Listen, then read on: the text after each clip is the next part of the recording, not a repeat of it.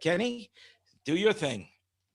And we're on the air. Yes, we're running it. Welcome, everybody, to the SoundBroker Mastermind Group, a place where you can come to share your life experiences right now. That's right. You can share your life experiences.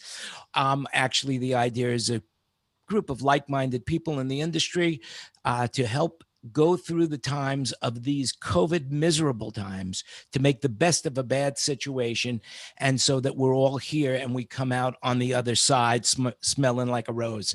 I guess that's what the whole idea about this is, so that we're going to share. Now, normally I have a guest speaker, but today I decided against that because it's just too much work. Truth in advertising, it's just too much work. And the reality is that I've got something to celebrate right now, because 22 years ago I got my very first paycheck from SoundBroker.com. SoundBroker started 23 years ago. Who's ever sharing the screen? Please stop that. All right. Who is that? I don't see it. Somebody I don't see any screen share. I saw a guy standing next to a console. I saw a young guy standing next to a console. I thought you were going to say, Jan, that was the first console you sold or something.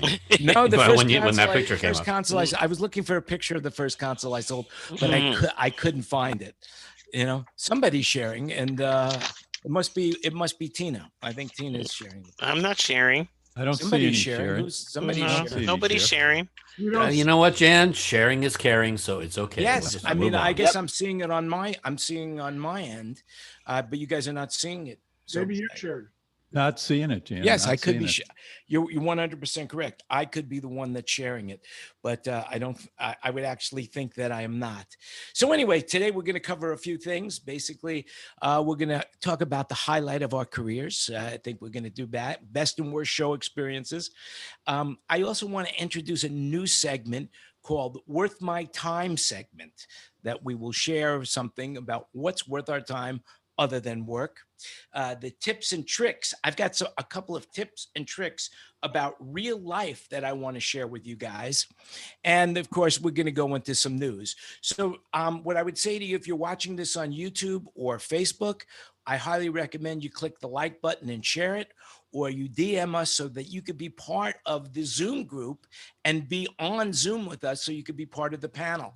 And so that is what I say. But just remember, show some love, give us a like and share it, man. That's all I'm going to say about that. Okay. The only upcoming event that I hear about right now is Cinecom 2021 just announced their dates for the 23rd to the 26th of August. So that's going to be here in Las Vegas, and that's pretty exciting stuff, that at least some shows are being booked. Now, one of the things that we also wanted to talk about was auctions, and there are a lot of auctions going on. So I thought what I would tell you about is that the All-Star Sound auction took place on the 11th. Metrovision took place on the 13th.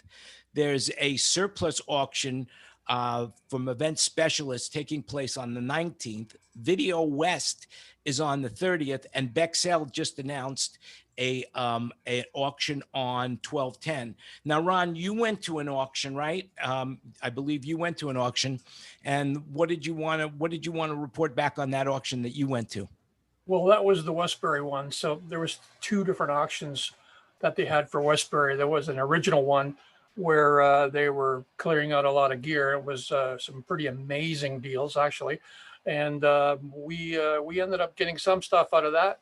But then they shut it down. Apparently the banks found out about it, or something happened and someone found out about it. So they shut it down.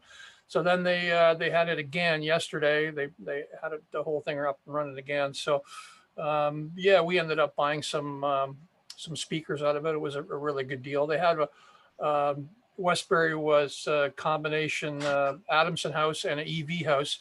So they had quite a bit of gear, and so a lot of people took advantage of it. I mean, we actually lucked out because, like I said earlier, a company from Australia, who's also a big Adamson house, had purchased almost everything, and then at the last minute they backed out. So they went to the next next guys that bid, and that was us. So we ended up doing some pretty amazing deals on current gear that worked out well for us. There was another auction that was here, which was another Canadian company, Ashton White, and that was all EAW gear, the line array boxes. I'm not familiar as much with the EAW boxes, but I don't know how they fared out, but it was a fairly extensive auction. Like they sold a lot. There was a lot of gear. They really cleaned house on that one as well. So. Were those auctions happening because those companies went out of business, or they're yet to go out of business? Well, you know what? Westbury was gone. I mean, they've now declared bankruptcy. So that originally, I think it was to try and get money so they could retool and re-go. But that company, Westbury, is officially gone. I mean, it's probably the first Canadian production company in one of the first in Canada, really. So, I mean, it's a sad day for that company to go. I'm sure if you knew Benny at all, you would have known, the original guys from that company. I'm sure they were pretty bummed out about it. And then Ashton White his company been around for probably about 25, 30 years. And equally, I mean, they're still there. I think they just cleared out about half of their inventory, and it was probably the B stock that was there. I don't know why they would have done that, whether it would have been to get rid of space, so that they could cut their warehousing down, or whether it would have been for, banking reasons, or whether it would have been, we don't really know. But it was a really extensive list of gear, like staging. They had an SL 100 as well that went. And so there was a lot of gear that went, several line arrays, lots of power, lots of, everything down to like scaffolding and stage decks and plexiglass. And I mean, so once you start to, you see that kind of stuff, it's a clean house kind of a deal too. So, it could have been just a clear space because, up in Toronto where those guys are all from, I mean, it's expensive. So, I mean, I'm outside of Toronto, so it's a lot cheaper, but down there, real estate is expensive as can possibly be. Yeah, I heard the SL 100 went for a really good price. Somebody mentioned to me it went in the 60s, around the 60s, which would be a pretty good price. But then when you think there's an 18% auctioneer fee on top of that, all of a sudden it doesn't become such a good price. And I've spoken to the Flynn brothers. I've spoken to Paul Flynn, him and his brother run Flynn Auctions, who are doing most of the auctions right now, or a good bulk of the auctions. Basically, what they tell me is that the money that they're getting is pretty great, but they're also doing something else. Now, Sean's not in the room, unfortunately, because he's working today. And I also have Where Are They Now segment of what people are doing right now. So basically, a few of the people in our room right now are actually working on jobs, and they can't make it, which is really amazing that people are still working. And I'm very happy for everybody that is working right now and can't be here. One of them, just to stay on the auctions before we go off on that. There is so anyway, what I heard is that Flynn is now going into places, and rather than auctioneering, they're actually looking at the inventory, assessing the value, and then making an offer to the seller saying, look, we'll buy all of this at a certain rate, which is lower than what they would get if the auction, but they're guaranteeing that everything will go. So if the company's going out of business and doesn't have place for the gear, Flynn will make them an offer to buy everything and then sell everything as if it was an auction. And then, of course, also charge their 18%. And they make lots of money that way. They make lots of money that way. And look, the thing for the seller is it's guaranteed that amount. They get a flat amount. They don't have to think, oh, no, is that going to sell or not? Or is it going to sell for enough? They just get a flat fee. That's pretty cool. Yeah, that is. And then, of course, on the good stuff, you always have to be careful. If you're going to an auction, you always have to be careful that they don't have a shill in the audience to raise up the value of what you're auctioning, what you're trying to buy. So one thing I will tell you about an auction, there is such a thing called auction fever. If you're not familiar with it, basically what it means is that it becomes a game to you and you have to be the winner of the game. And a lot of people overbid on stuff, and they end up buying something, not They forget realizing it. is the auction Yeah. fee, and they actually Yeah. spend retail price on it, but they say, I won the auction. I won. Yeah, I won. yeah, they totally forget about that, the commission or whatever that fee is called, and they forget about that, and they go, "Oh, I got such a great deal." But then when you add on the fee, it's like that's not such a great deal. Oh, why did I do that? You know? Well, the great thing about the Canadian auctions is that for you guys is that our dollar is still in the toilet. So, I mean, you know, even though that 18% is on there, you're still 30%, 25 to 30% less on our dollar. So, you know, anybody buys a 100 for 60 grand is, you know, you're really getting it for about That's 45. 60 grand Canadian, which is like, 20 grand American. Is that it? Yeah, pretty much. Yeah. And also, you know, unless you have the facts yourself, it's always possible that you're not getting the full story. And so that's why I have a disclaimer. This is what I heard. You know, you might have heard that you know, I wear ladies' clothes at night, but that's just a rumor.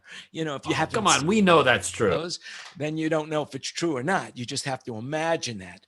But also, there's another company that is making some changes, and Ken Porter mentioned it to me, and that's Morris. And I've called them. At first, I'm going to ask Ken to add a little bit of information, what he has, and then I'll supplement it with what I know. Ken, what do you know? There's not a lot clear right now. It's just that they paused the operation to stop the bleeding on the production side of the business to keeping the install and sales portion going. But they've terminated all the employees and brought everything back in the warehouse and stored. They don't know if they're going to come back or if they're going to come back in what condition. That's still out to be determined. Yeah.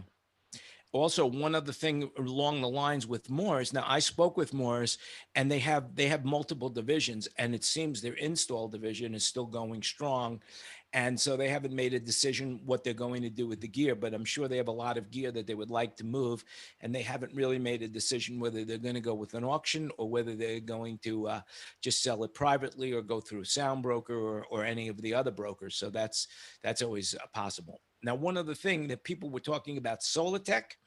And you might remember one of our members, Brad Nelms, is now, I believe his title is West Coast Sales Manager. Ken, is that right? And he's working for Solartech, and so evidently they must be doing some business. Plus, Sound Pro, they bought out Sound Pro, Ron Sintech's company. I believe that's how we pronounce Ron Cito. Does anybody know? Is that a Vegas-based company, Jan? No, Florida. Okay. Yeah, it's ProSound. ProSound. Yeah. Yeah, Rod Sintel. And so they were all in Solartech bought them, you say? Solartech bought them. They purchased stage equipment and lighting and Miami Stagecraft as well. So they're very strong in my backyard here. Yeah. And look at all this information you're getting. If you're not tuned into the show, you don't know what you're missing. I'll tell you, you don't know what you're missing. But we do have a lot of information. Crazy. They did the same. Yes. They did the same here in Canada. They've been buying out everybody that they think they can afford to buy. They've been buying out. So it's like Live Nation and venues, right? Isn't Live Nation buying up venues that are dying right now? Yeah, I think they have a bunch of Quebec money behind them. So I mean, when you've got that, you've certainly got a bit of a break. When you've got Quebec is definitely a different kind of animal, right? So I mean, I think they're now a partner in Cirque du Soleil as well. So I mean, it's it's a whole different being. The companies in Quebec are a whole different animal than everywhere else. Mm-hmm. Yeah, I mean, I see there is activity going on in our business, and people are working. I mean, there are sales happening, especially on install side, maintenance sides, and that's really where I think we should all be focusing on going to the venues and saying, hey, this is the perfect time to do maintenance. And so if you have venues that you service, or there's venues in your marketplace, this might be the opportunity to go in there and say, hey, look, let's go, we can come in and we can renovate you never have time to do it when you're busy. So now you're not busy. This is the great opportunity, and give a little people some work, so that when people do come back, you're giving them their money's worth of being in a great venue with good sound and lights and video, so that's the only question is, do the venues or do the facilities have the finances to support that right now, since they're not probably taking any money in, right? So it's all about finances. Well, the question is where is that money? Did Live Nation and AEG give the theaters the money? Did they give them the deposit that they have this money that they can do things with, or is Live Nation holding it? That's something I don't know. But I would think that there is money in them their hills right now. And as the vaccines start to come really on the forefront right now, I mean, Pfizer, Moderna, there's an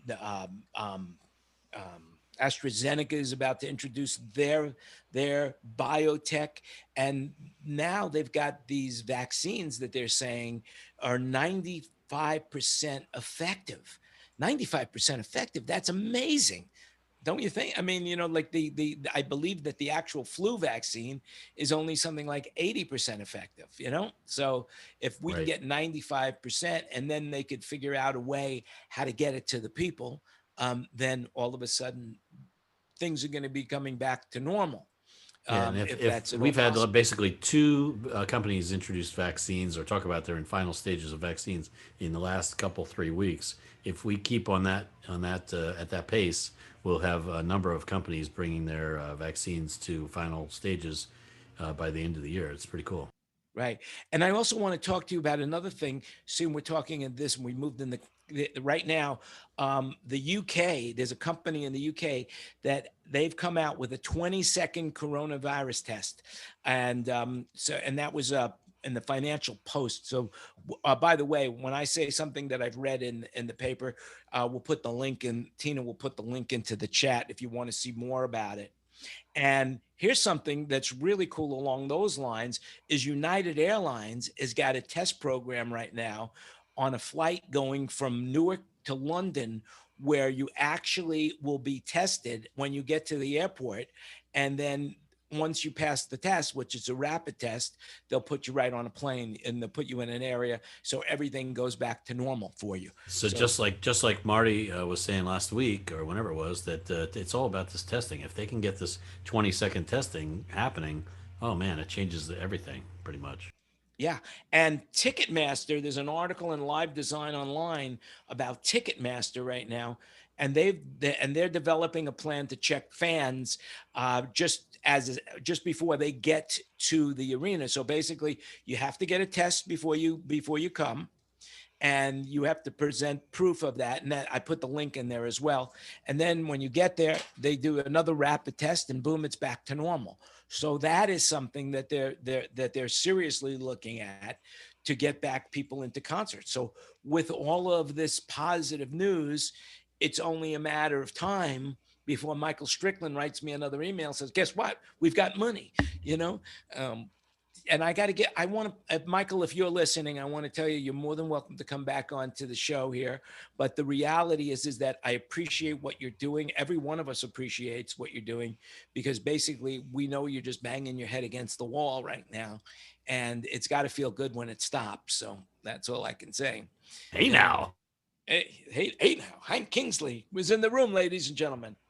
Okay. The other thing that I want to point out, as far as news goes, is the Rolling Stones the Rolling Stone magazine just put up a festival announcement lineup. So that'll also be in the room. I really didn't get a chance. When is that for? Well, when is that festival?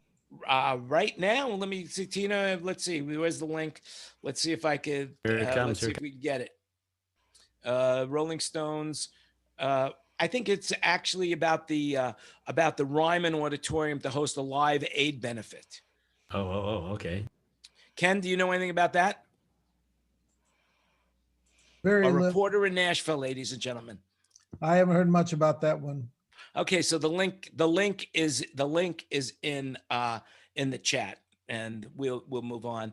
And the last thing that I wanted to say about the news thing, the Event Safety Alliance has released a 6 months update to the reopening guide, and that link is also there. So if you want to see what those guys are doing, then you can go look at it. And one more bit of news that I wanted to share with you guys, and that is the Harmon Group If you purchase any Crown amp right now, what Crown has done is they're extending your warranty to 6 years for free, and to encourage people to buy from them. If you order anything by the end of the year, 12/31, and it can ship before March 31st, they'll keep the old prices for you. So people are doing things out there to get things moving in the industry, and as we all are now. Not everybody is working all the time, but you have to look for alternative gigs. But I'm back in March, I sold a venue profile to Deep South Audio, and when it closed down, I didn't push him for it, and basically, I called him the other day, and this guy now is mowing lawns for a living. But don't get me wrong, because when I first heard, when Ken Porter first told me that Marvin is mowing lawns, I said to myself, "Oh my God, why did he send me the money for the console right now?" I feel bad about it. But the lawns that he's mowing, he's actually has a title for it, and it's called industrial vegetation. And what he's doing is Ken, you want to fill him in what he's doing? He's mowing pipelines and electric line right of ways. So he told me that he gets I don't know, I don't want to share the exact number, but hundreds of dollars for a mile of mowing. And the power company just hired him to mow 6,000 miles. And he said to me on the phone today that he's never made as much money in sound and lighting as he is now mowing lawns. But as I always say, it's not about the money. And he says he can't wait. He can't wait to get back to doing sound and lighting. That's what he wants to do. And that's what we all want to do. We want to do sound and lighting. So, that's what I gotta say. It's, but people are doing things. One of my other good friends and clients, Steve Ligorio, and his company is called, I believe, Southwest. Is that what it's called, Tina? Steve Ligorio's company. Anyway, he was hired by the city of El Paso because that's where he's out of, and he built his crew built all the emergency hospital beds that they're doing there. He actually assembled it for the government. And so that was something that he was able to do to get labor out there. So people are looking at very creative ways to make money, and I'm really proud to know you guys. That's all I could say. Does anybody have any ideas of what they're doing to enhance their income while things are tough? I'm selling plasma. I've just gone out and sent a little. I've been donating blood. No, not me. I'm having my wife continue working. Yeah. I'm following Dave's advice, and for the first time, my wife is out earning me, which I love. That's good. That's good. Oh, I see what it is. Okay. So, anyway, let's see. What else did I want to cover? Basically, all right. So I was talking about some tips and tricks. Does anybody have an Apple Watch? Do you have an Apple Watch? I found the coolest app that I want to share with you guys. It is the coolest app. It's called FlickTime, FlickTime. And what it does is it turns your Apple Watch into a keyboard by pushing this button here. Let's see if my wrist doesn't go that way. You can see it. But by pushing that button, it gives you a keyboard that is, whoops, which way am I going? There, it gives you a keyboard. So now what you can do is now you can actually text from your watch, and you have a full keyboard, and it's very, very, very cool. Up to now, the only thing you could do is use your quick responses, but now, and it swipes as well. You don't have to, but it's very accurate. It's super accurate. It's accurate enough that I wanted to bring it up in the mastermind group.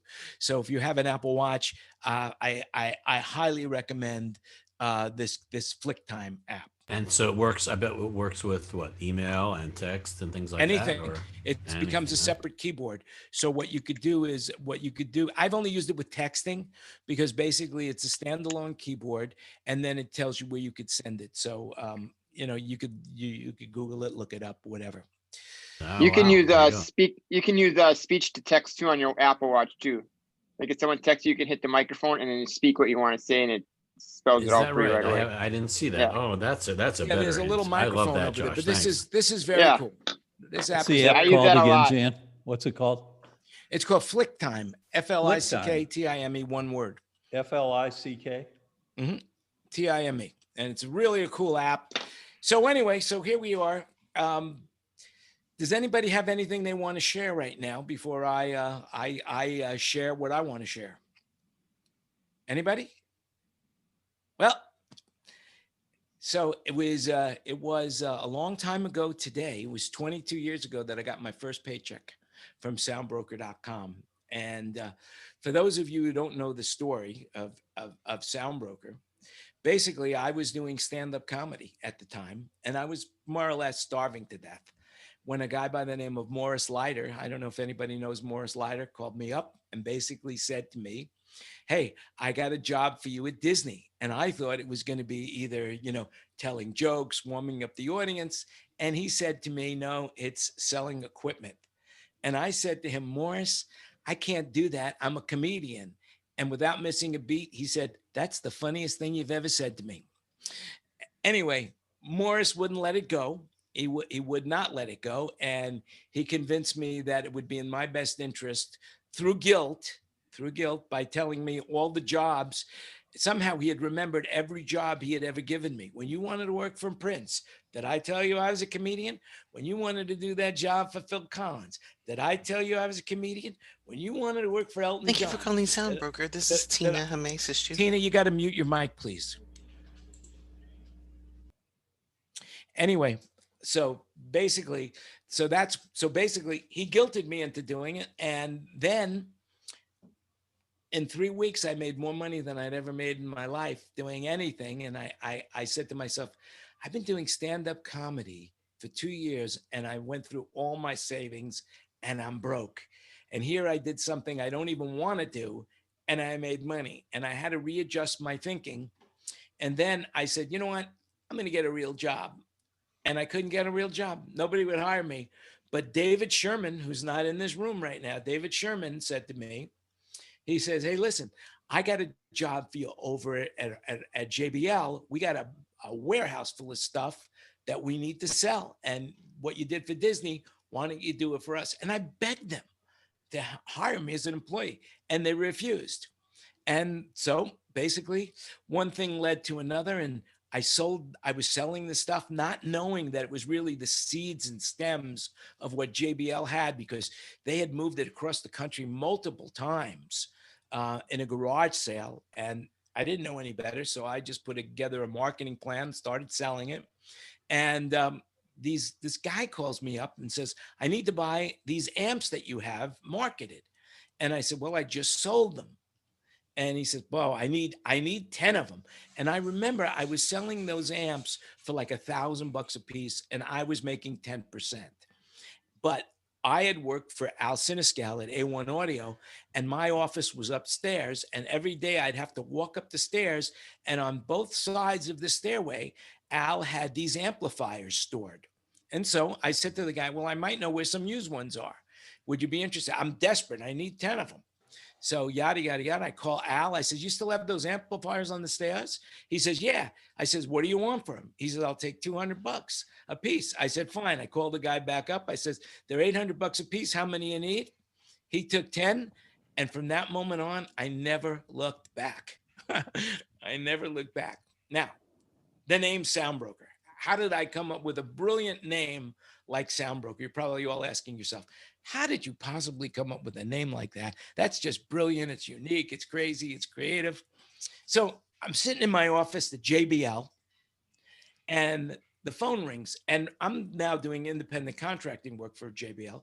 And the phone starts to ring, and I'm not sure how to answer it. Do I say, hello, JBL? Do I say, Cash Landy? Or do I say, the phone number, 4321? So I answered the phone and I said, hello? And the guy says, oh, I think I've got the wrong number. I'm looking for the sound broker. I said, you got me. You got me. Could you call me back in 10 minutes? And the guy says, sure. He hung up with me. I registered the name and that guy never called back. And the rest is history. And then Ken Porter came into my life. And of all the people, there were three people in my life at the time. Two of them are in this room right now that saw that I was onto something big. And that was Ken Porter, Tom Source, and I guess me. Who? David. Kenny? Mr. Dansky. Hello, David Dansky. Who's the other one that saw that? Yeah, that was it. You should follow that lead. Yeah. Well, actually, David was a good friend at the time, and I don't need. Dave, were you in Los Angeles at the time, Yeah. or were you up in Tahoe? No, LA. Anyway, but Tom Source and Ken Porter both thought I was onto something big, and they both gave me so much assistance in getting started, along, of course, with Al Siniscal. But when most people were telling me, what would I want to do with you? You know, why would I want to sell new gear with your stuff? You're selling used, who needs it? But, you know, 23 years later, I still have something going. And I also have a bunch of group of acquaintances and friends and business associates that I really appreciate everything you've done for me. And that's my story. So, Ken, do you have any stories you want to share about me? You talking to me or Ken Porter? Well, let me put it this way. That's enough about me talking about me. Why don't you talk about me for a little while? I've always wanted to use that line. Tom? Let me unmute. You're muted. You're unmuted. Oh, I am unmuted. Okay. Jan is known for his unique personality, and it's been fascinating to watch Jan mature over the years and develop a really keen business sense while keeping and maintaining his unique perspective of the world. And I think you've made a tremendous impact on connecting people and helping people along and establishing an avenue that's become quite well known in the industry. And I applaud you for that. And I applaud your tenacity and your stick-with-itness. It's a success story that I adore. No, thank you very much. Tom, I hope you don't mind me sharing this, but you were the first person to say to me, hey, listen, if you need money, I want to invest in you. Tom was the first person that came to me and offered me money. He says, if you need money, I'll become a partner of yours. And so I really appreciate that. After all these years, I still remember that. There's certain things that I don't forget, you know? And I appreciate it. I'm proud of you, man. I'm very proud of you. And I remember when I first started, Ken Porter, I spoke to you, and you just, of all the people, you know, you gave me more advice and gave me more direction than anyone else in my career. I mean, you became my mentor when I was first starting, and I was so green behind the ears, and I really didn't know what I was doing, but you really focused me in on it, and you gave me some great tips and great ideas, and you just gave me the focus on how to make it happen. And I really appreciate that. Do you remember when we first met? Yeah. Were you also in LA at the time, and then you moved to Vegas later? Yes, I was. Yeah, I was in. Yeah. Yep. Remember that well? You done good. Yeah. Of course, the other one you got to keep watching out though. Good Jewish boy living in the desert goes out and eats shrimp and then gets sick. What death wish do you have? You know, the long way from the ocean, and it's not in your Torah.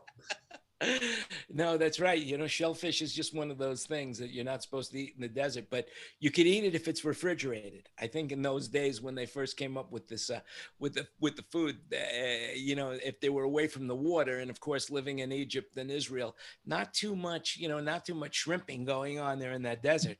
So the same thing with pork. You know, if you don't eat it right away, it's deadly. But yeah, you could definitely get seafood poisoning.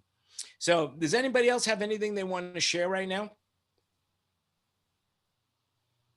Should I share your quote, Jan?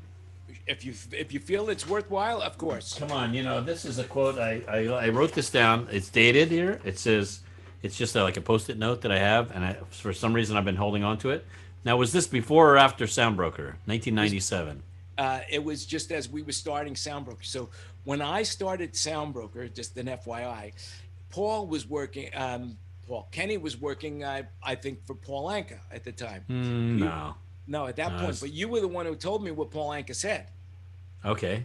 Because I wanted to make myself sound like I'd been in the business a little bit longer. Oh, right, for sure, yeah. Because in the 90s, and then you did in the thousands, and then in the tens, yeah. So you had been working for decades, like the 90s and the thousands.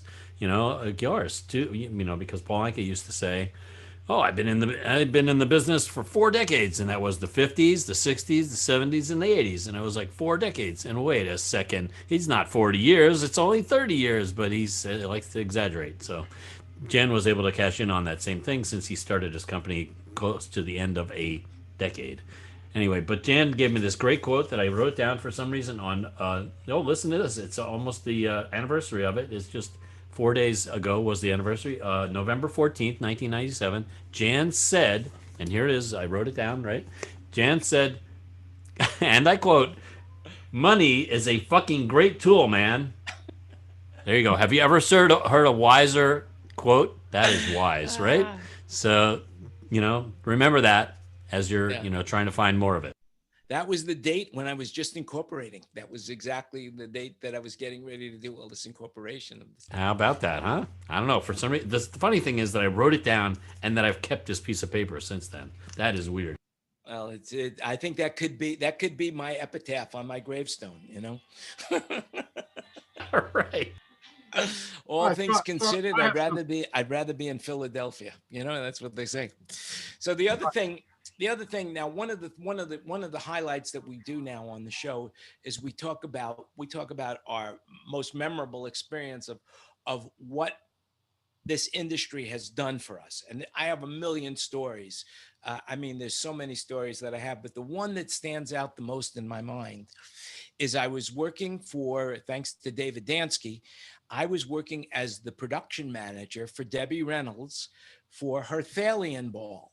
And what that was is Debbie Reynolds and Ruta Lee had a charity that they would donate money to a wing of Cedars-Sinai Hospital in Los Angeles, where they would give free health care to aging actors that couldn't afford health care. A very beneficial charity. And children too. Children too. And basically it was a show, I think it was every 2 years. And they had a featured guest on the show. One year I got to meet Lucille Ball. One year I got to meet Angela Lansbury. Yeah. I got to hang out with Donald O'Connor. We used to go out for lunch. The guy was so cool. Robert Blake tried to kill me. They were honorees. They were honored every year. They would honor a different famous celebrity. That's right. And one year, Mr. Wonderful or Mrs. Wonderful is what they were called, was Jimmy Stewart. And I had it was about 6:00 at night. The show didn't start till 8.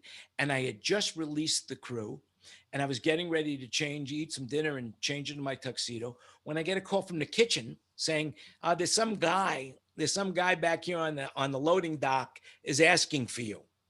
Wasn't expecting anybody. And I go out to the loading dock and there, bigger than life, is Jimmy Stewart. Just standing there on a loading dock.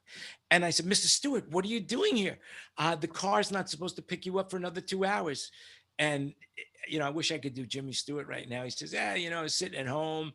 I was doing nothing. And I felt, I only live a few blocks away from here. So I would drive over here. I said, "Well, that's great." And he stops me. He says, "You think we can go somewhere else other than stand on the loading dock?" So I took him to his dressing room and I'm saying, "If there's anything you need, just call me. This is and he says, "Do you have to go?" And I said, no, I don't have to go. He says, sit, let's talk.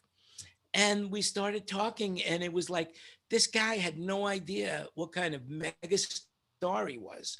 Just had it was like talking to someone who had no idea how famous he was. And after he's talking, we're talking about life and we're talking about all these things. And then I said, I got to tell you, you are in my favorite movie of all times. And without missing a beat, he says, "Oh, Harvey?" and of course, he threw me off, and I said, "No, it's a Wonderful Life." He says, "Oh, I knew you were saying that." He says, and then he told me an interesting story that he was not supposed to do that movie. He turned it down 3 different times, and the original person that they had cast. Does anybody know who original person they wanted to cast for this movie? Humphrey Bogart. They wanted to cast Humphrey Bogart, but he was doing that movie where he was on the Desert Queen on the boat in Africa, the African Queen, and he had a stroke, and he couldn't make it. He couldn't do it. And then I forgot the second guy that they wanted, and he turned it down because he had heard that working with Donna. Catherine Hepburn. What was that? Catherine Hepburn. No. Donna Reed. Donna Reed. He heard that working with Donna Reed was a nightmare, and he didn't want to do it. He says, of course, that movie changed his whole life, and that is like one of my top stories. And it also makes me realize, in that one moment in time on the bridge, and everybody have seen this movie, when he's on that bridge and he's thinking of throwing his life away, where he had no idea how many people's lives he had affected. I think about that movie and that scene all the time now, as when I realize what we're going through in our industry. And every one of us affects someone else's life in a major way. So your life is very important, and we don't know how we're affecting other people, but we know that if we have a positive attitude and we're making the best of a bad situation, that's going to make a difference in other people's lives. And that's why I do the mastermind group. And that's it in a nutshell. I'm not doing it for the money. I'm not doing it for the fame.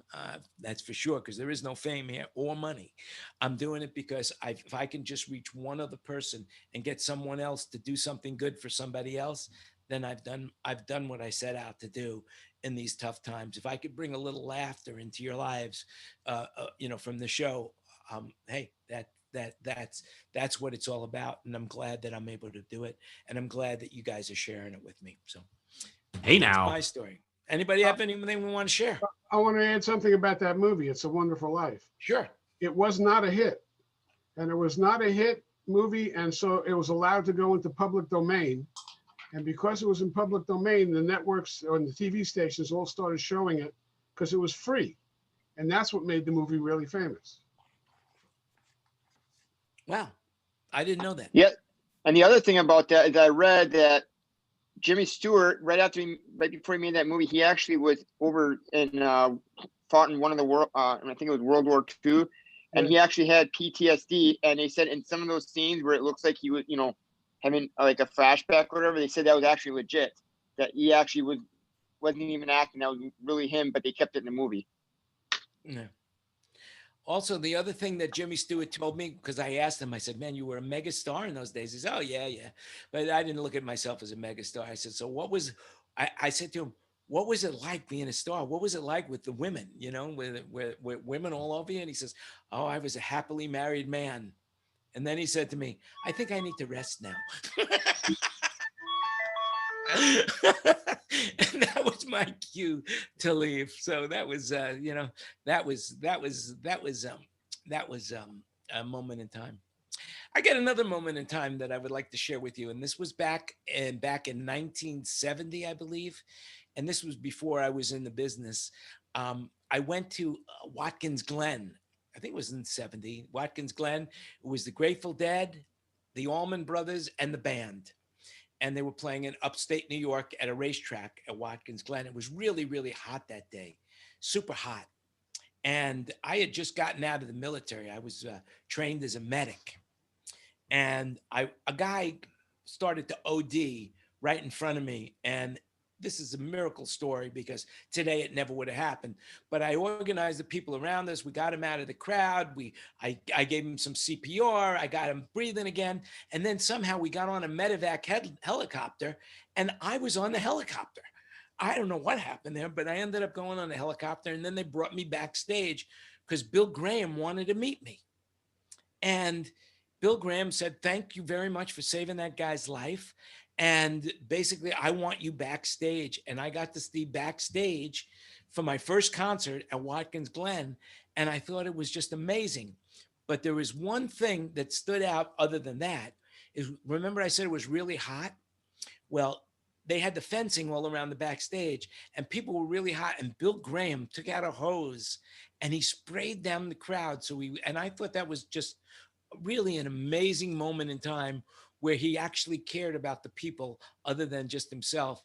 And he was trying to keep them cool during the period of time. So that was also, I'll tell you another story about Bill Graham that I have.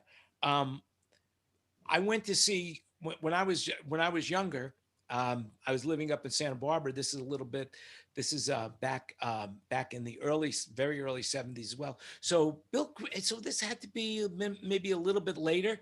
And we went to Winterland to see the Grateful Dead.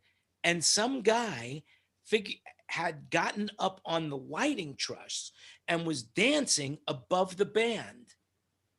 And Bill Graham stopped the show and talked to this guy, calmed him down while they lowered the lighting truss and saved this guy's life as well. So that's my two stories with Bill Graham.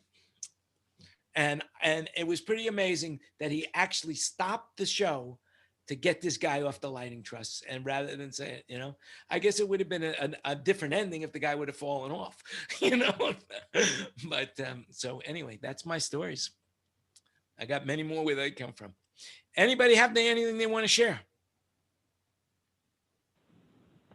Can you guys hear No me? applause, please. Save for the end. Yes. Right, Can David? you guys hear me? Yeah, so the Grateful Dead. So we were talking about Jeffrey James. First of all, I got introduced to Jeffrey James by Jimmy Fielder, and he was friends with the Dead because he got us backstage in San Diego to see the show.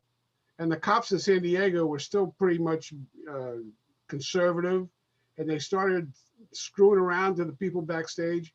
And one of the drummers got arrested for fighting with the cops or resisting arrest. And we all went to the jail to help get him out. But that's my Grateful Dead story. One of my many Grateful Dead stories. I also saw them with the Allman Brothers at RFK Stadium with the Wall of Sound. And I got to say that Wall of Sound, because it had no compression drivers at all. It was all paper. Felt like distilled water. The sound was just kind of flowing past you. It was very esoteric, but it wasn't in your face harsh at all. Well, and that was Jeff Cook's design. And of course, that was one of the first people I met in California, where he used all these neodymium 4-inch drivers. Yeah, that was the vocal cluster. Yeah, that was Jeff Cook's design, Soundstorm. So that was a long time ago in a land far away, and I got to work. That was how I ended up mixing the Doopy Brothers for the first time before I knew what I was doing. It was just because in those days I was in Santa Barbara.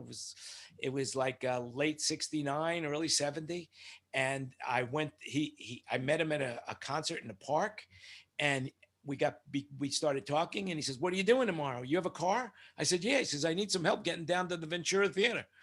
And we were in Santa Barbara, and I drove down to Santa Barbara from the Ventura, and I had a Volkswagen Squareback. So they loaded the gear into the Volkswagen.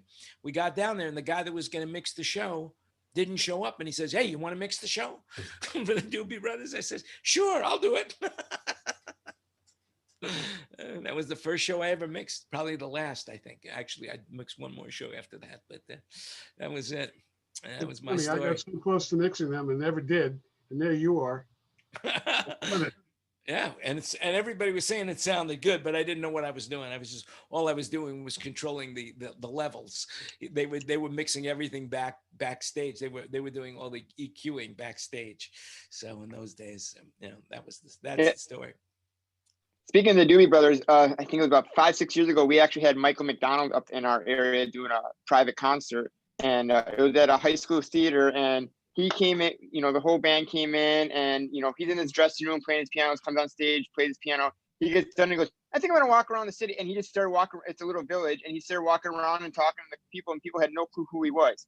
And then he gets done, like, "Yeah, anybody can come backstage after the show." And so, I mean, Michael McDonald's probably one of my funnest shows I've ever worked. He was just so laid back, didn't care about anything. His piano, something happened with the piano halfway through the show, and he just kept going. He goes, technology, we can live without it one of these days. Cool. Very, very cool. Too bad more performers aren't like that, huh, Josh? Oh, I know. You can work with some of them like that, and then I've worked with others where, they're just total, jerks. They just think, that they know everything, and you don't know shit. It's just like, That's a good story. Thanks for that, Josh. Yes. Yep. Anybody else want to share anything? Anybody else want to share a story that they have or anything like that? Can you guys hear me? Yeah, who's that? What's your name? This is Rod Bauer. I'm the guy with standing in front of the mixing boards. I'm on my phone. There you are. Hi, Rod Bauer. Oh, okay. there you go. Hi, Rod. There you go. Okay. Hi. Yeah. Now it explains everything. I thought it was somebody was sharing the screen. No, I joined in a couple minutes late, and then I'm doing a little construction. Thank God I have that to fall back on. I started in construction, then got into sound and wanted to get out of construction, but now at least I have it to fall back on. But I work at a venue that's got some pretty cool nationals, and my story had to do with Johnny Winters. It was about we were doing the show, and the stage is up about 5.5 feet, and we let the crowd come right up front. We don't do this whole thing where they're way back. So Johnny goes and he plays 2 encores, and he gets up, and the crew's running on stage. They're unplugging amps. The drummer starts walking up. Johnny walks back and grabs another guitar and goes and sits down. And the whole crew's like freaking out. They're like running back, plugging in. The guitar player's like, "I've been with him 30 years. I've never seen him play more than 2 encores." So he sits back down, and he sits right on the edge of the stage. You could reach out and touch his guitar if you wanted to. But so after the show, me and the owner, because I was the production manager, and we go in, and he always has his camper right next to the stage. And so all the fans can line up, go in, sit down at his table, and he'll sign anything, talk to you. And so it was all over, and we walked in. We're like, "Man, we want to thank you for an amazing show." And he goes, "No, I want to thank you." He goes, "I haven't been able to have the crowd up front like that since the 80s. He goes, just to be able to connect with my crowd and the people like that, it was the coolest thing." He just really loved it. Well, he ended up dying about 8 months later. So we were so glad that we actually got to have him at our venue. But he was a really cool guy. Well, I hope that it had nothing to do with him playing in your event, your venue. No. That's good to hear. Good to hear. It goes both ways. The audience appreciates the artist, and the artist appreciates the audience. Exactly. So, Chris, we've had about Chris, Bill Graham. You got a story for us? I got a short story about Bill Graham. We opened Mountain View Amphitheater. I think it was 1986, and Julio was the first act in there. And I go in the morning, and one of our buses had broke down from whatever city we were coming from the previous day. So the sound crew is there, the riggers are not there. So I'm trying to direct rigging and whatever I can to get the lighting out of my way. Bill Graham is there himself washing down the seats in the amphitheater to get the concrete dust off of them. Super nice guy, giving us whatever we need to get the job done because he understood what we were, what we were up against. After the show, he's like, "Please tell me what we can do to make this venue better." And I made a couple of suggestions about putting some delay speakers and that kind of thing. Anyway, it was just a super nice guy, and I had the pleasure to meet him that day. And unfortunately, that was the only time. But yeah, great guy. Yeah, Bill Graham is an amazing guy. I actually met him 2 other times in my life. Once with Chris Isaac when I was on the road with Chris Isaac with A1 Audio, which was really cool. Actually, I think I also met him with Harry Connick. So that was I met him, I guess, the third time. And then, of course, when I was working for World Stage, and we were doing this. This was back in the late '70s. Um, 1977, I believe. I met him, and we were doing these two-way broadcasts, and I wanted him to put them into his venue, but he was adamantly against it because he kept saying to me, "Why would we put screens in so we could broadcast performers? The audience wants to feel them sweat." And I couldn't convince him otherwise. But today, of course, everybody's doing it. We're doing it right now here. But the Well, reality we is, have no other alternative in this case, but yeah. yeah. Yep. Absolutely. Well, How interesting. I think if there's nobody else that wants to share anything, I just about their careers or a show that they did. Is there anybody that has a show outstanding in their life that they would like to share with the world? Chris so many. Musgrave, I'm sure you have a few that you would like to talk about. Uh, I mean, I'm not used to seeing you and not hearing you. I don't know that mine are PG enough. Some of the ones that stand out the most. I mean, I can give you some on. You guys were talking about the brothers. I can give you some Dickie Betts stories all day long, but again, I don't know that I could scale it back enough. Betts. So the rest are, well, I'll tell you what, I was out on the Guns N' Roses tour, sitting there in a dressing room, and Axl, there was a joint being passed around to several people, and Axl was having an issue, and he had just released the front of house guy. I won't mention who that was because there's been many. And Axl comes and sits next to me and says, "Do you know any front of house guys?" And I said, "Well, actually, that would have been the first guy on my list to call." Axl gets up, hands me the joint, walks away, turns around, takes 2 steps back, takes the joint away, turns around, walks away. I guess he didn't like your answer, huh, Chris? Well, look, Zimmerman, Rob said something earlier about some artists are jerks or some aren't. And, a lot of my younger staff, what I remind them first off is a lot of artists react that way because at the start of their career, it was beat into their head that they didn't know what they were talking about. They don't know the business, that everybody else has the best interest for them and blah, blah, blah, blah, blah. Number 2 is you have to be a certain amount of fucked up to be a rock star. Okay, if this was easy, everybody would do it. Okay, period, end of story. So you've got to be a little bit of fucked up, and more than 9 times out of 10, 9.5, you got fucked over for the first X amount of your career by everybody telling you that they knew what the fuck they were talking about. So I agree 1,000%. Yeah, Rob, I would react a little differently than you, and I advise everybody younger of those 2 points of like, you know what? And you might be shocked sometimes to find out, one of the albums I did with Dickie, as a matter of fact, at my studio, I was shocked, absolutely floored by how much he absorbed of his time with the great Tommy Dowd and how much Dickie brought with him to the studio that he learned from Tommy Dowd and how good of an ear that man has from all those years of standing in front of not only the wall of sound, but his own amp. I mean, one of the most dangerous jobs in the world is a monitor engineer for Dickie Betts because first off, his stack is loud. No, we're losing him. Oh, Chris, turn your video off. Get over the stack, and of course you got to in between that. So that's yeah. Well, Chris, you just explained that's dangerous. Why James Brown was such a dick to me then. That's all I can say, because that was one of the things I wanted to cover was my best show and my worst show, and the worst show I ever had. James had to deal with racism and the rest of it. So. Yeah, we can't hear you. You're breaking up. I don't know, Chris. Your connection is dying. You were good for a while, but now I will tell you, one choppy. of the worst shows I ever had was with it wasn't that it was a bad show. It was just a bad experience working with James Brown. I've heard some stories about working with certain performers, James Brown, Ray Charles. Depending on who you are and how you handle the situation, they can react pretty badly to you. Yeah. Well. I remember. The people you just mentioned also had to serve No, we're losing you, Chris. We can't hear you. Unfortunately, Oh, we can't and hear he you. dropped out, I think.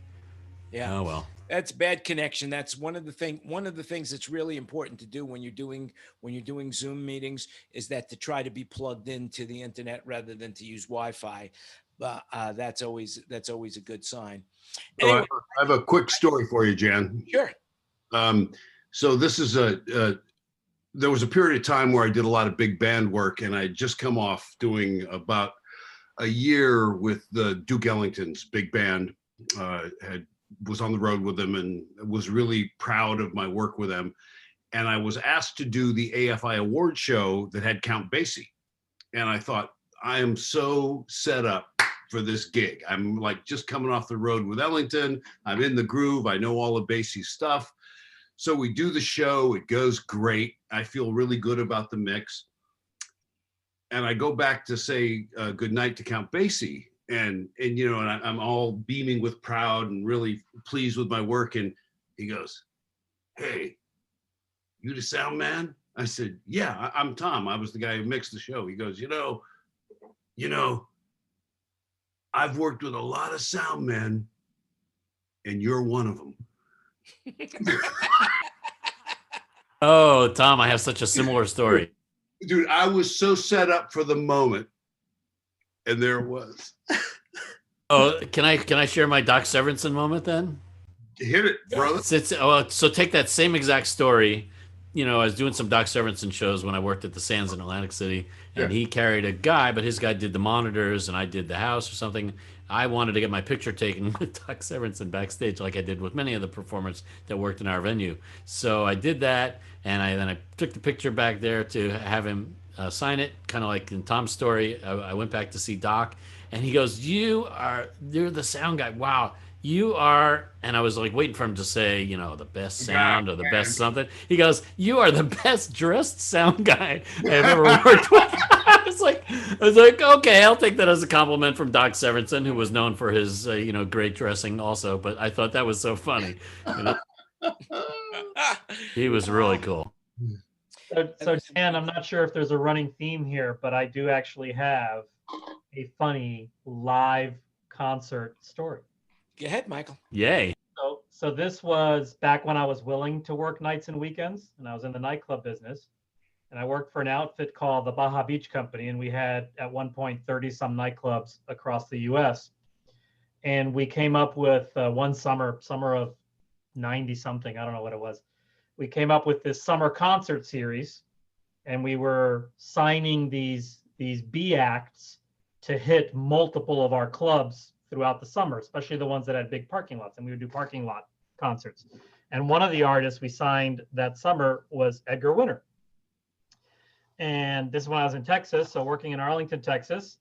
Edgar Winter, we're excited, classic rock, legendary. I don't think he was in the Hall of Fame at the time, but certainly, Hall of Fame caliber, perhaps. And we did our normal stage. His rider was very friendly, no big deal. We did our normal stage, normal gear, set up in the parking lot, beer tub girls, the whole deal. And he never did a sound check, which we thought was interesting. He sent his band out for sound check, but he never came out for sound check. He just stayed in the motorhome that was the green room, basically, right behind the stage. So showtime comes around, and this being summer in Vegas, it's still a little bit light, and he sends word out that he doesn't want to come out until it's dark. He doesn't like being in the sunlight. And we think, oh, sure, he's very light complected, that's probably an issue. So sun goes down, we get the word, he's coming out, show starts, he's playing, and I'm at front of house with the sound guy, and I look at the sound guy and I go, hey, his hair is kind of blonder than I thought. I thought his hair was like, white. And he's like, oh, it changes. Oh, okay. We get a few songs into it, and I'm like, interesting. He sounds different on the albums. And he's like, well, that's all production work. Of course he sounds different. So we're a good hour into it, and he still hasn't taken his sunglasses off. And mind you, by now it's nighttime. It's full on night. And I'm like, does he ever take his sunglasses off? No, never. That's just one of his trademarks. Oh, okay. So show's over, good show, crowd loves it. It's a strong night. I think it was a Saturday. And he decides he goes back to the RV, but then later we get the word he wants to come in. We had a separate part of the club that had pool tables and foosball and served bar food, and he wants to come in and play pool and have some food. Sure, come on in. So he comes in, he's playing pool, very friendly, people go up, autographs, all that, everybody's very cool, it's going great. And he starts drinking, and he keeps drinking, and he keeps drinking.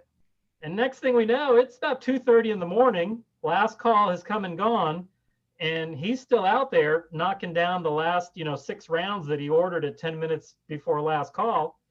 And then all of a sudden, he passes out on the pool table, just leans over to take a shot, and he's out. And his guys that are with him, not actual band members, but like, roadie / security / valet, just kind of roll him over. And they're like, he'll be fine. Don't worry about it. Let's let the crowd, the club is closed now and it's slowly emptying. And they're like, just let the crowd go. And then we'll move him out to the RV and then get him back to the hotel. And sure enough, crowd leaves. They go to pick him up. He sort of wakes up. He's pissed all over himself at this point. So his jeans are soaked. And as he's kind of fighting his people, as they're trying to carry him out, and he knocks his shades off that have been on this whole time. And it's not Edgar. Johnny. And so it was Johnny Winter. And apparently, so we're looking and we're like, hey, that's Johnny Winter. And as he says, he kind of looks up and he goes, that's right. And don't you forget it. And at that point, crowd is gone, concert's over. So we just kind of laugh about it. But we had to put the word out to all the clubs that were down calendar. Like, hey, you need to see who shows up in the light of day when the RV shows up and make sure it's Edgar, because we're paying for Edgar. And sure enough, like 5 or 6 clubs further on in the summer, they tried it again with Johnny. And apparently this was like a normal thing they did. Like whenever one didn't want to play, the other one would just go. That's funny. That's OMG. That you should write that down somewhere, Mike, and distribute that. That's a great story. It was I mean, like I said, we still made the money. Nobody knew, I don't think, other than us. So But I mean, they had different hit songs, right? Like, refresh my memory. What hit songs Edgar Winter even Edgar had? was, of course, Frankenstein. Yeah. And Johnny was always more bluesy. Yeah, right. Was right. But he didn't miss a beat. He didn't miss a lick. I mean, so he did the Edgar songs. Yeah, he just did Edgar songs. Oh my God, that's so crazy. Well, wasn't Edgar keyboards? I thought it was guitar and keyboards. Oh, okay. Anyway, that's a crazy story that they would do that. That's hilarious. How's my audio? My Johnny Winter show, Edgar Winter was at that. They were together. Johnny Winters and Edgar Winter were on my stage at the same time. We had 6 blues bands. So that show I told you about, Johnny Winters, was the same show. And when you see them together, you're like, oh, they don't look that much alike. They don't. But, you throw big shades on, and at night, couple of cocktails, what do you care? I mean, so did Johnny Winters is definitely albino. He's extremely. His eyes are albino. He's totally albino. Yeah, he's white. He's white. So Mike, at the Edgar Winter show that you did he talk to the audience between songs at all? That kind of stuff. Like, hey, here's a song, from blah blah blah from this album, or hey, hope you like that one. Here's another big hit. That the kind of real generic stuff. Nothing. Amazing. That is so cool. Hey, Ken, how's my audio? I hear you. Who's that? It's Chris. So he brought up sunglasses. I've got a funny one for you. I got called once to help a bunch of kids out. Band called White Star. Lou Adler's son, Roy Orbison's kid, Dickie Betts's kid, and on and on. So anyways, we're on the bus and everybody's telling their stories. And a story of Roy comes up from Orby. And Orby talks about how they went to go see Star Wars with Dad. and they're sitting there and they watch the whole movie through and it finishes. And Roy apparently goes, I don't know. I don't think the special effects were that good. And of course the kids turn to him and say, Dad, your sunglasses are still on. Roy reaches in his coat pocket, pulls out $100, says, tell him to roll it again. That's great. Yeah, we all have some good stories. That's what I like about this business, is that we all have good stories. Ken, you're smiling. You got a story you want to share? Me? Ken Porter. Oh, I was just laughing at Chris. Chris, did you travel with Troy Venable back in the days with Dickie? I do know Troy. Yeah, I did a sentence with Dickie. There was one time actually, Dickie had gotten on the bus. It was a morning. I was pretty hungover. And as he got on the bus, they said, hi, my name's Chris, and I work for Dickie Betts. And everybody in the front lounge said, hi, Chris. And Dickie walked past saying, I don't get it. So, that kind of set the tone for how that tour kind of went. I don't mind throwing myself under the bus. Here's another one on that same one with Troy. I think Troy was there. Some magical mushrooms may have been taken by myself and a one Mike Koch, and we were dancing with the gods, as Dickie likes to say. And Dickie walks out to the front lounge, butt naked, next to the couch there. Mike Koch looks at him and looks at me and says, "Is that real?" Well, oh, kids say the darndest things, huh, Chris? With all that tour, I find it interesting that Troy was so bad that he got fired from the tour because of his abuses. I don't know that I'm not going to get into it. That's Troy's business, but let's just say it wasn't all that. It may have not all been about Troy. I think there were good portions of those tours that were really unhealthy for all of us. And sometimes decisions were made without maybe all the facts or everything, being, this, there, or one other, it was, I'll tell you what, it shortened my life. It expanded my mind a lot. My first heart attack was on a golf course with Dickie Betts. My second heart attack, I worked for Dickie Betts. Matter of fact, while I was in the hospital with my first heart attack, which was massive, they had to move me down the end of a Sarasota Memorial hallway in the hospital because I was getting too many people. And I remember coming to at one point from the morphine drip and just hearing, I am fucking family. And it's like, all right, well, Dickie's here. Dickie coming in screaming at me. It started, we were on the golf course, and I'd hit a ball, and surprisingly, one of the few times he ever mentioned Butch Trucks, was that he said, shit, I'd give that to Butch, and it kind of floored me for a second. And he kept telling me all morning, he's like, man, you don't look good, brother. You don't look good. I'm like, I'm fine. And time to leave, I was going to go back to the studio. We were working on, I forget if it was the 30th anniversary of Ramblin' Man with Vassar or the acoustic album we're doing. Either way, I was going to go back and listen to some mixes. And he said, no, let me drive you. You don't look good. I said, no, fuck you. I'm fine. I thought he was trying to fuck with my golf game all day because I suck and he's a scratch player. But I walked back into the studio, walk in the control room, asked for something to get set up, turn around, and I collapsed. Right. So that was the first one. The second one, I was still working with him. So for a while there, I thought, well, shit, the problem here is Dickie. It's not me. It's Dickie. It's got to be Dickie, right? Which actually, Dickie's like, that guy. It's amazing the health he's in. It's amazing. He's one of the best conversationalists. I've had the luck to work with some people that are pretty interesting, that are very well read.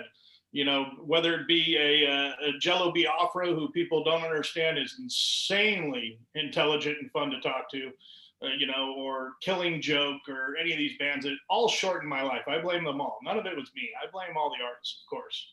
There was a lot of that time with Dickie and Troy. Hey, Troy's a character. I mean, I'll leave it at that. So, well, that's why we do this. What we do. There's so many great experiences, and hey, I'd like to make this a feature. Quick question, Chris. Do you know Bert Holman? Yes. How do I know Bert Holman? I mean, he's the manager of the Allman Brothers, has been for a very long time. Let's be clear about this. I have no love for the memory or anything that was Butch Trucks. Okay. And I believe that he was the catalyst to a good portion of the problems. the first breakup of the brothers was pretty well known. Greg turned state's evidence against his tech for getting him blow. The tech went to prison. Everybody else said, "You're a rat. I'll never take the stage with you." That's pretty well known. As the years went by, everybody realized Greg didn't have a choice, or they were going to, because the federal government was putting, screws on him, so to speak. Bert stayed with him all the way along, but there were some things that were done, like removing Red Dog, who I loved spending time with Red Dog at my house or anywhere else, and being unceremoniously let go after 30 years for some bullshit swag. A lot of this was Butch, who, I don't know if you guys know, at the end of the day, his way out was while all his family was at his house and his wife walked in his bedroom, he blew his head off in front of her with a mortgage and debt. So, Bert, I've got nothing bad to say about Bert or good to say about Bert, because I didn't work with Bert. I worked with Dickie. Oh, okay. Well, we all have some great stories. Yeah, we all have some great stories, and we all have some bad stories. And I want to do a show with the best and worst experiences. So we'll save up your experiences for that opportunity, and then we'll come back. One thing I would like to say before we all join, and is that one of the things that I want to introduce into the mastermind group was Worth My Time segment. This is Worth My Time. And so to start it all off, I want to say that I have found something that was worth my time, and that is on Netflix, and it's called Alias. And it's an old show from 2001 starring Jennifer Garner when she was in her prime with Ron Rifkin. And it's a spy kind of humorous spy story with a lot of action. And it's on Netflix right now, and I never saw it before, and they've done 6 seasons. So I want to share that with you on Netflix. Also, another show which I believe is on, I think it's either on Amazon Prime or Netflix. I get confused, and it's called The Queen's Gambit. It's about a chess.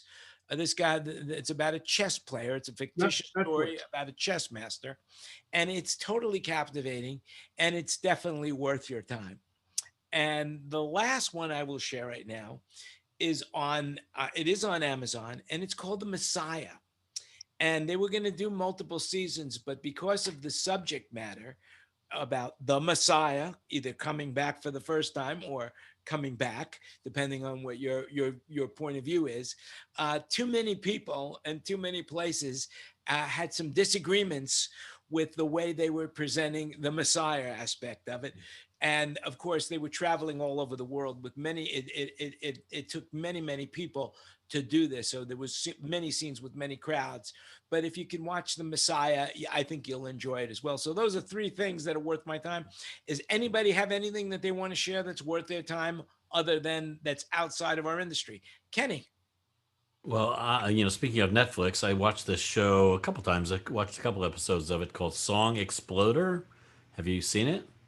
Anyway, they take a hit song by this group, and then the group talks about the background of it, and you really get into it, like for the roots of the song and why it happened and what it's all about, and they really dissect the song a lot more than you would expect. It's really fun to hear our actual songwriter talking about the song, because that's a lot of what we do is songs, and you often wonder how did they come up with those words and why this and why that. But this this show, it does some of the explaining for those artists. It's pretty cool.